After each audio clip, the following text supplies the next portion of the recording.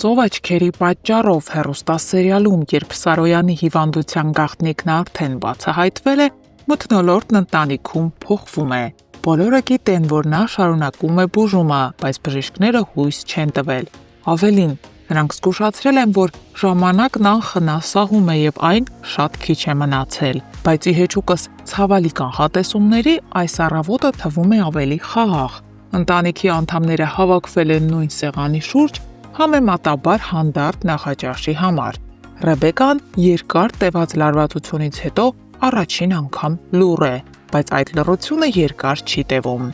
Արամը դրսում է, սպասում է Ռեբեկային, որպեսզի ուղեկցի նրան աշխատանքի, բայց հենց որ Ռեբեկան դուրս է գալիս եւ նկատում նրան, կրկին սկսում է իր կոպիտ, պաշտպանողական տոնով խոսել։ Իսկ դրա պատճառն այն է, որ նախորդ օրը նա Արամին եւ Եվային տեսել է միասին, առանց իմանալու, թե իրականում Եվան ով է։ Միաժամանակ սպասվող բախումն արդեն հասունանում է։ Եվան եւ Արամը հանդիպում են Ռեբեկային եւ Սարային։ Եվան, իմանալով, որ հենց այս աղջիկն է Սարան, ով այժմ Գորի կողքին է եւ պետք է դառնա նրա կինը, այլևս չի ձգտում թաքնվել։ Նա անում է առաջին բացահայտ քայլը եւ մոտենում Սարային, ներկայանում։ Ես Եվան եմ, եկել եմ Ամերիկայից։ Սարան միանգամից զգում է ներսի ճնշումը։ Նրա ներկայությունն անհանգստություն է բերում։ Իրավիճակը դառնում է անսովոր եւ անորոշ։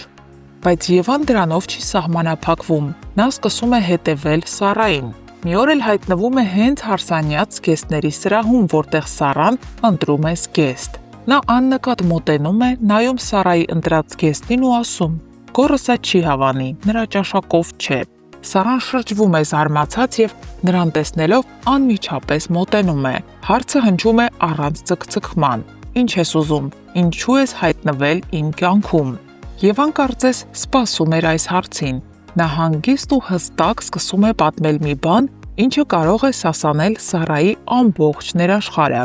Նա ասում է, որ 5 տարի առաջ հղի է եղել Գորից, բայց երբ իրեն ձերբակալել են, Գորը այդպես էլ չի գնացել տեսակցության, ու ինքն էլ չի հասցրել պատմել իր հղիության մասին, եւ ծանր հետևանքների ու ապրումների արդյունքում ինքը կորցրել է իր երեխային։ Նրա աչքերում կա եւ ցավ, եւ մեղադրանք, իսկ Սարայի վրա շատ մեծ ազդեցություն է ունենում Եվայի այս խոսքերը։ Սարան շոկի մեջ է։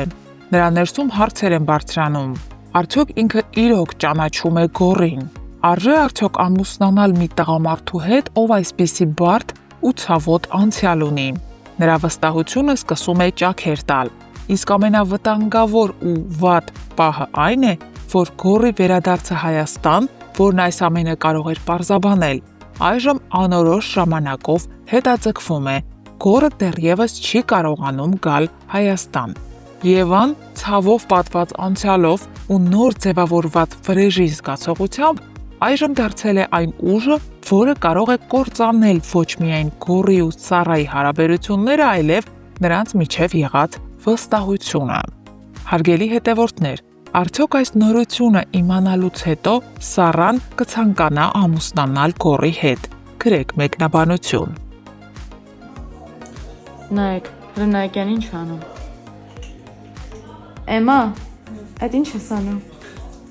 Այդ ինչ ես անում, քեզ սպասում են Ռեքսան։ Կարտոշկա եմ։ Դու ինչ ես։ Ինչ ես անում, չես տենում։ Դու մեծ դուրս կծրա գնա։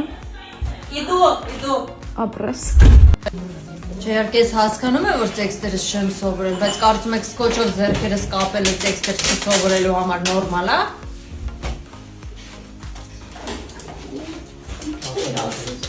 Հա, ինչ։ Վերջերս մի քանի անգամ հարցրել եմ այս մատանին ինչ է նշանակում։ Դե սերիալը դիտողները գիտեն, որ Գորն է Սարայի մատին դրել, նշանադրվել է, բայց մնացած մարդկանց հետաքրքրում է։ Ժողովուրդ ուղակի դնում են, որ չկորցնեմ զուտ, որովհետև ես շատ հաճախ եմ իրեր կորցնում։ Միլենա ջան, հենց Միլենան տեսնում է ինձ, ասում է մատանին, վզնացը։ Դրա համար չեմ անում, միայն 3 չեմ դրել, չեմ գրել։ Սարան այսօր չգիտես ինչի որոշել է, որ պետքա տանը մնա, չգա նկարահանման։ Դրա համար ես բռնագրավել եմ իր սենյակը եւ այստեղ եմ զգեստա փոխվելու։ Քանի որ մնացել եմ միայնակ Սարայի ննջարանում, որոշեցի բացահայտեմ ինչ որ բաներ Սարայի մասին ու այստեղ գտա օրինակ Սարայի ամենասիրելի գիրքը, դա երկրաչափությունն է 8-րդ դասարանի, 6-ից 8-րդ դասարանի համար նախատեսված։ Սարան ուսումնասիրում է երկրաչափություն։ Էմա ջան, քանի որ դու արդեն հասցրել ես Սարայի պահարաններն ուսումնասիրել, ես քեզ ուղղակի մի բան կխնդրեմ։ Խնդրում եմ իմ մայրենի տետրի մեջ կարկինով նկարազարդումներ չանել սովորությանդ համաձայն։ Եվ հետո մի բան ասեմ, իմացիր, միգուցե չգիտես, ես քեզ ասեմ, դու ինձ շատ ես կարոտել։ Դու ինձ շատ ես կարոտել։ Ուղղակի շատ, այնքան որ անիմաստ ես համարում այսօրվա նկարահանման գնալդ, ունայնություն է տիրում, սենյակում շունչ չկա, էլի, շունչ չկա, չգիտեմ, դուրս արի խնդրում եմ։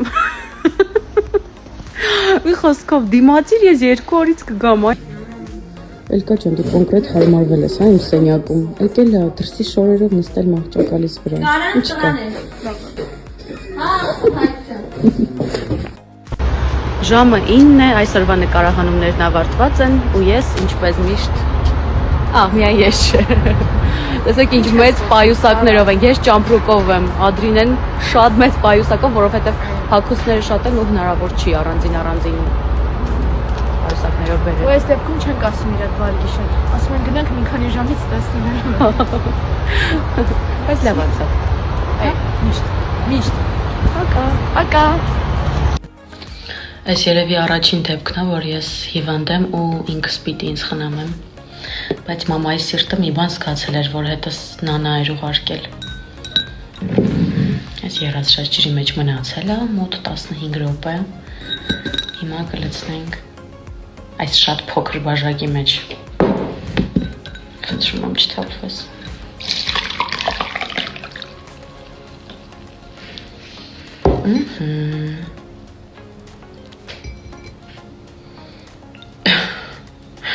Այսպես անեմ, որպեսզի պատկերացնեք ինչքան մեծ բաժակ է, հետո որդուց եմ նվեր ստացել։ Բայ։ Մենք այսօր եկել ենք շատ գեղեցիկ վայր նկարահանումների, Նոնա։ Ողջույններ Տաքուկ միջավայրից։ Ողջույն, ողջույն։